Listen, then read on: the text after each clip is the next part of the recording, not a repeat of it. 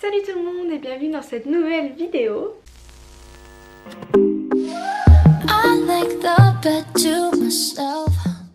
Alors aujourd'hui on va se retrouver du coup pour la suite de la vidéo précédente que j'ai fait du coup la semaine dernière. Pour celles qui ne l'auraient pas vu, la vidéo que j'ai sortie la semaine dernière c'est en gros tous les produits alimentaires, enfin tous les comportements à éviter quand on est en essai bébé. Aujourd'hui du coup on va parler de l'inverse du coup, donc tous les produits que ce soit alimentaires, les comportements à avoir, en gros tout ce qui est à favoriser pour essayer de tomber enceinte plus facilement. Sur ce point je tiens à faire une petite aparté parce que j'ai eu beaucoup de retours vis-à-vis de ma vidéo précédente du coup. Je vous la mettrai ici, enfin je vous la mettrai dans le petit i pour celles qui ne l'auraient pas vue. Et donc du coup voilà, je voulais faire une petite mise au point parce que j'ai eu beaucoup de retours et des retours assez désagréables de certaines personnes. Je tiens à préciser que ce ne sont que des conseils, d'accord? Les conseils que je vais donner, forcément, bien évidemment, ça ne va pas s'appliquer à toutes les femmes de toute la planète. Heureusement, il y a des femmes qui tombent enceintes facilement, il y a des femmes qui tombent enceintes sans se priver et tant mieux pour vous, j'ai envie de vous dire, mais il y a des femmes, elles ont besoin de ça, elles ont besoin d'enlever une certaine chose qui fait qu'elles n'arrivent pas à tomber enceinte. Donc arrêtez avec vos messages désagréables, ce ne sont que des conseils, après vous les appliquez ou vous ne les appliquez pas. Voilà, enfin je dis pas ça dans le vent, comme j'ai dit dans la vidéo précédente, le gynécologue m'a exactement dit ce que moi je vous dis, bien évidemment, vous faites ce que vous voulez. Si vous voulez prendre ces produits et continuer et être en essai bébé, moi ça ne me regarde absolument pas, mais en gros c'est juste des coups de pouce. Donc je tiens à préciser que ce que je vais dire dans cette vidéo et ce que j'ai dit dans la vidéo précédente, ce n'est pas parce que vous allez vous priver que vous allez tomber enceinte le mois prochain, ou c'est pas parce que vous n'allez pas vous priver que vous n'allez jamais tomber enceinte, ok? Moi je dis juste qu'en gros toutes ces choses font en sorte que ça baisse la fertilité et que il faudrait les éviter, donc les diminuer, pas les arrêter totalement. Moi je parle en général, je parle pour les femmes en général. Il y a des études qui ont été prouvées, c'est un fait. Le café, l'alcool, la cigarette, etc. ça baisse la fertilité. Je suis juste une simple femme qui elle aussi est en essai bébé et qui moi aussi je diminue toutes ces choses. Mais voilà, moi mon gynécologue il me dit ça, moi je le crois, il a fait des études, il est pas bête. Vous voyez ce que je veux dire? Toujours la joie de vivre, mais quand j'ai des messages comme ça, comme j'ai eu, franchement ça me fout. Enfin bref, du coup cette vidéo je vais la diviser aussi en plusieurs parties comme la vidéo précédente. Donc la première partie sera sur les rapports sexuels parce que c'est quand même la base. Et ensuite la deuxième partie sera du coup le comportement et l'hygiène de vie en général. Et ensuite du coup la dernière partie sera sur les produits alimentaires. Donc pour commencer, je pense que avant de commencer les essais bébés, ce qui est le mieux à faire c'est d'aller au gynécologue. Voilà, d'aller au gynécologue, vous allez le voir, vous lui dites j'ai envie d'essayer de tomber enceinte. En gros donnez-moi des conseils. Voilà, on en revient toujours au même point, des conseils. C'est un bon gynécologue, il va sûrement vous prescrire des vitamines, etc. Et une échographie aussi pour voir si tout va bien, etc. Pour voir si vous n'avez pas de soucis au niveau des trompes, etc. Si vos ovaires, il n'y a pas de kyste, voilà. Ensuite, on va parler de rapports sexuels. Je pense que la base en fait, c'est de faire l'amour parce qu'on en a envie et pas de faire l'amour parce qu'on est forcé, parce qu'on sait qu'il y a une ovulation qui est pas loin, etc. Je pense que c'est vraiment la base, je pense que ça joue énormément sur le moral. Je pense que si on se force à faire l'amour pour faire un bébé, franchement notre corps il va le ressentir et ça va pas être, déjà pour vous le rapport il va durer une éternité et vous en aurez pas envie. Et je pense que mentalement le cerveau il est connecté, vous voyez ce que je veux dire.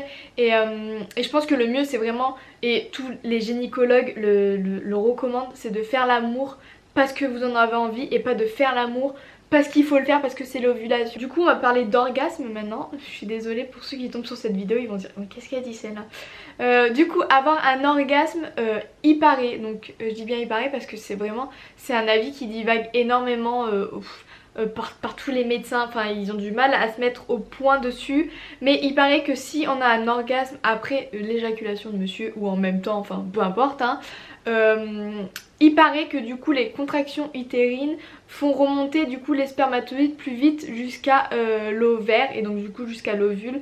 Donc voilà, ayez un orgasme. Déjà de 1 ça fait toujours plaisir hein, on est d'accord, mais voilà, il paraît que ça fait monter les spermatozoïdes plus vite. Ensuite je pense que le conseil basique c'est de rester allongé. Alors voilà, pas forcément les jambes en l'air comme on le voit dans les films. Après vous pouvez, hein, ça peut toujours aider, mais voilà, de rester allongé en fait quelques minutes après le rapport. En fait c'est le temps que du coup les spermatozoïdes remontent plus vite et parce que voilà, après avec la pesanteur quand vous vous levez il y a tout qui tombe. Donc restez allongé quelques minutes après le rapport pour que les spermatozoïdes aient le temps de remonter avant de vous lever et que tout tombe quoi. Alors ensuite on va parler de fréquence de rapport, donc ça je le dis très souvent. D'ailleurs je vous mettrai, du coup je sais pas où c'est, mais je vous mettrai dans le petit i la vidéo que j'ai faite sur les rapports sexuels, sur la fréquence des rapports, sur l'ovulation. Enfin en gros j'ai fait une vidéo générale pour parler de tout ce qui est ovulation, test d'ovulation, les médicaments à prendre, voilà, enfin bref tout ça, donc vous retrouvez directement dans le petit i. En gros ce qui est recommandé par les gynécologues, les médecins etc. et qui marche le mieux, d'avoir un rapport sexuel un jour sur deux. Parce qu'en fait si vous avez un rapport un jour sur deux, spermatozoïdes pendant le temps de pause de un jour du coup auront le temps de bien se remettre. Et en gros si vous avez un rapport un jour sur deux tout au long de votre cycle, en gros à l'intérieur de vous il y aura du premier jour de votre cycle jusqu'au dernier jour de votre cycle, il y aura absolument tout le temps des spermatozoïdes qui seront à l'intérieur de vous. Donc du coup en gros ça sera plus simple pour vous de tomber enceinte, parce que si vous avez une ovulation qui arrive comme ça d'un coup, bam, en gros vous êtes sûr que quoi qu'il arrive vous avez des spermatozoïdes qui sont à l'intérieur de vous. Et ensuite on va parler de lubrifiants. Donc du coup les lubrifiants j'en ai parlé dans la vidéo précédente. Voilà, les lubrifiants basiques c'est pas très bon pour les essais bébés parce qu'il y a du spermicide comme je l'ai dit. Donc ce qui est bon à prendre c'est les lubrifiants de fertilité. Ensuite on va parler du coup de la deuxième catégorie. Donc du coup c'est la catégorie comportement, tout ce qu'on fait dans notre quotidien en fait pour favoriser à tomber enceinte. Donc la première chose c'est essayer de sortir le plus possible. Donc essayer de sortir, d'avoir une activité, de travailler, enfin en gros tout ce que vous voulez, mais essayez d'avoir des activités en gros pour y penser le moins possible. Ça je parle surtout pour la phase lutéale. La phase lutéale c'est la phase la plus longue, je pense que c'est celle où toutes les femmes pètent un câble clairement. C'est assez compliqué d'être patiente en fait, donc essayez de sortir, essayez d'avoir des activités. Donc du coup par rapport à l'hygiène de vie, manger sain et manger équilibré. Forcément, comme je l'ai dit dans la vidéo précédente, c'est pas manger 5 fruits et légumes par jour. Ça c'est assez compliqué, je pense que personne ne me respecte. Mais quand je dis manger sain et équilibré, c'est manger du coup 3 repas par jour et pas manger à n'importe quelle heure. Éviter de manger entre les repas, éviter de manger trop salé et trop sucré. Hop, et donc du coup là on va parler du gros point que je voulais vous en parler. Parce que je pense qu'on passe tous par là et pendant les essais bébés il faut être le plus positif possible. Donc je m'explique. En gros il faut tout le temps être positif. Il faut éviter de se dire dans sa tête j'y arriverai pas, je vais jamais tomber enceinte, je vais jamais tomber enceinte. Parce que plus vous vous dites ça, et plus en fait c'est comme un peu un déni en fait. Vous allez faire limite un déni et en gros votre cerveau il va se dire ah ok, elle pense que je vais jamais y arriver, donc en gros je ne vais pas y arriver. Alors que si vous êtes positif, si vous vous dites ok là je vais y arriver, je vais tomber enceinte, je crois en moi, je crois en mon corps, votre cerveau il va se dire je sais que je vais pouvoir le faire, donc ça va marcher forcément. Bien évidemment, c'est pas parce que vous allez vous dire ça pendant un cycle que vous allez tomber enceinte directement après. Mais ça, il faut être positif tout au long de vos cycles et de vos essais bébés. Parce que si vous êtes tout le temps là à négatif, à vous dire que vous allez jamais tomber enceinte, que vous allez jamais y arriver, que c'est un truc insurmontable, etc. Votre cerveau, il va se dire, ben franchement, ouais, elle a raison. Et votre corps, il va suivre votre cerveau. Et comme on dit, le positif attire le positif. Maintenant on va passer à la dernière catégorie, donc c'est tout ce qui est produits alimentaires, je pense que tout le monde va le dire, c'est l'acide folique. Donc l'acide folique c'est quoi? En gros c'est une vitamine et donc cet acide folique on le retrouve dans beaucoup d'aliments, donc surtout dans les légumes. Mais c'est vrai que bon on mange pas forcément beaucoup de légumes, enfin voilà notre génération actuelle fait qu'on ne mange pas forcément beaucoup de légumes comme à l'époque. Donc les gynécologues prescrivent à leurs patientes de prendre du coup ce complément donc d'acide folique. Donc c'est un médicament par jour. C'est un médicament qui va pas aider forcément à la fertilité. Ça veut dire que cet acide folique ne va pas vous faire tomber enceinte plus facilement ou booster votre fertilité comme certains autres produits. Mais en gros ça va faire, par exemple si vous tombez enceinte, ça va réduire les risques de fausse couche et ça va faire en sorte que la mère et le futur enfant aient moins de problèmes. Ensuite il y a tout ce qui est compléments alimentaires, donc il y a beaucoup de compléments alimentaires, on en trouve partout maintenant, des compléments alimentaires pour jouer sur la fertilité. Donc je vais vous dire du coup les plus connus, donc c'est l'huile d'onagre, la marque Concepcio, je crois que ça se dit comme ça, je sais pas trop. Donc il y a aussi des médicaments pour hommes et pour femmes, donc ça c'est pour booster la fertilité. Et le plus connu également c'est Gestarel. En gros c'est des médicaments du coup à prendre tout au long soit de notre cycle ou alors juste avant l'ovulation. Ça dépend du coup des médicaments que vous allez prendre. Des médicaments qui vont booster la fertilité, soit pour l'homme soit pour la femme, et qui vont, voilà, il y a de l'acide folique aussi à l'intérieur. En gros c'est des vitamines, en gros c'est vraiment, il y a plein de vitamines qui sont essentielles pour essayer d'avoir un enfant. Faire un stock de vitamines, donc si vous ne prenez pas de médicaments, ou même si vous prenez, vous pouvez prendre aussi en complément, il n'y a pas de souci, ça voilà. Donc il faut avoir un stock de vitamines et surtout la vitamine B, ça va favoriser une bonne ovulation. Donc plus vous avez de vitamine B dans votre corps et plus vous allez avoir une ovulation de qualité. Et donc tous les produits qui comportent de la vitamine B sont les légumes verts, donc tout ce qui est haricots, épinards, les fruits et surtout l'orange. L'orange, il y a énormément de vitamine B là-dedans, et tout ce qui est viande, riz. Ensuite là c'est pour les hommes du coup.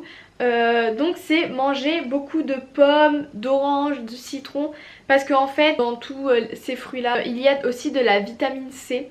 Et donc du coup la vitamine C améliore les spermatozoïdes et les rend beaucoup plus forts. Et du coup le dernier point à aborder, c'est pas, je sais pas trop dans quelle catégorie le mettre, mais c'est pas un produit alimentaire. Et en fait ce que je vais vous dire c'est surtout pour celles qui y croient, parce qu'il y a beaucoup de personnes je sais qui ne vont pas du tout y croire, donc si ça ne vous intéresse pas, je vous laisse passer du coup cette partie là. Et en gros pour celles qui croient à la lithothérapie, j'espère que je l'ai bien dit et que je vais pas me faire tuée par toutes celles qui sont fans de tout ça. Donc la lithothérapie c'est donc tout ce qui est pierre de guérison, voilà, tout ce qui est un peu spirituel, etc. Donc pour celles qui y croient, il paraît que la pierre de lune, que ce soit sous forme de bracelet, de collier ou même de pierre normale, il paraît que la pierre de lune booste la fertilité de la femme, aide à réguler les cycles. Mais voilà, pour celles qui y croient, la pierre de lune fonctionne sur les cycles menstruels et pour tomber enceinte. Et donc voilà, du coup cette vidéo est maintenant terminée. Donc c'est tout ce que j'ai pu trouver sur internet, sur des études qui ont été menées et sur ce que mon gynécologue et mes médecins m'ont dit. Donc voilà, comme j'ai dit dans la vidéo précédente, ce ne sont que des conseils. Et merci infiniment pour tous les messages que vous me donnez au quotidien, parce que, et tout cet amour, parce que franchement j'en suis tellement fière et je suis tellement émue et touchée de recevoir autant de commentaires positifs de votre part. Heureusement j'en ai, et les commentaires négatifs dans tous les cas moi je les mets derrière moi, mais merci infiniment pour tous vos retours que vous m'envoyez et tout le soutien que vous me donnez au quotidien. C'est vraiment ce qui fait ma force et ce qui me fait me lever le matin en me disant ok je vais tourner une vidéo, ok je vais faire plein de recherches sur internet, je vais voir mon gynécologue, je vais appeler mon médecin pour avoir d'autres informations complémentaires pour essayer de vous donner, parce que vous en avez besoin. Et je sais qu'il y a certaines personnes qui m'envoient des messages et qui sont un petit peu désespérées parce que ça fait longtemps qu'elles sont en SCBB, etc. Et ces vidéos elles sont là pour vous les filles, elles sont là pour ma communauté qui me soutiennent et ma communauté qui en ont besoin, et pour toutes les personnes qui tombent sur ma vidéo parce que elles sont en SCBB et qu'elles sont un petit peu désespérées. Les filles, je vous le dis, vous allez tomber enceinte un jour ou l'autre et vous allez réussir à tomber enceinte. Tout le monde arrive à avoir son bébé, que ce soit naturellement ou par PMA. Maintenant la médecine fait tellement de miracles et je vous promets que vous allez tomber enceinte et je vous promets que vous allez l'avoir votre bébé. Ne désespérez pas, vous allez Vous allez y arriver, soyez positifs. N'hésitez pas aussi, du coup j'ai un groupe Facebook que j'ai créé, donc c'est Essai Bébé 2021, Grossesse 2021 Baby Clara. Mais je vous mets le lien en barre d'infos et en commentaire. Du coup vous pouvez venir sur ce groupe, vous pouvez venir discuter avec nous. On est pas mal de filles déjà à être sur ce groupe. En gros il y a des filles qui postent leurs tests d'ovulation, leurs tests de grossesse. Il y a des filles qui demandent des avis, qui demandent des renseignements par rapport à des examens qu'elles doivent faire, etc. Et n'hésitez pas à venir sur ce groupe pour poser toutes les questions que vous voulez poser. C'est total, enfin voilà, en gros il n'y a pas de gêne, il faut pas avoir de gêne dans ce milieu là, on est toutes pareilles et il n'y a personne qui va vous juger parce qu'on est toutes passées par là à un moment donné, ou on passe par là. Et donc venez sur ce groupe, venez discuter si vous en avez envie, venez, n'hésitez pas aussi à m'envoyer des messages sur Instagram en privé, je réponds à tous mes messages et ça me fait énormément plaisir de vous aider. Et quand je vois que certaines personnes me disent merci Clara parce que tu m'as aidé, t'as su me faire remonter le moral après mes fausses couches par exemple, ça me fait tellement plaisir et vous savez pas à quel point je suis honorée de cette chaîne YouTube par contre, oh je suis trop philosophique les gars là, non? Bref, donc voilà, n'hésitez pas à venir sur le groupe Facebook si vous avez besoin d'avis, de renseignements et juste de vous sentir moins seul, parce que franchement d'être sur un groupe comme ça on se sent beaucoup moins seul, on psychote tout ensemble et c'est merveilleux et c'est un groupe qui est privé, donc ce qui veut dire que par exemple si vous êtes en essai bébé et que votre famille ne le savent pas, ils ne verront absolument pas que vous êtes sur ce groupe et ils ne verront absolument pas les messages que vous postez, les commentaires que vous mettez, etc. Je vous fais des gros bisous, je vous dis à une prochaine vidéo et bon courage à tout le monde.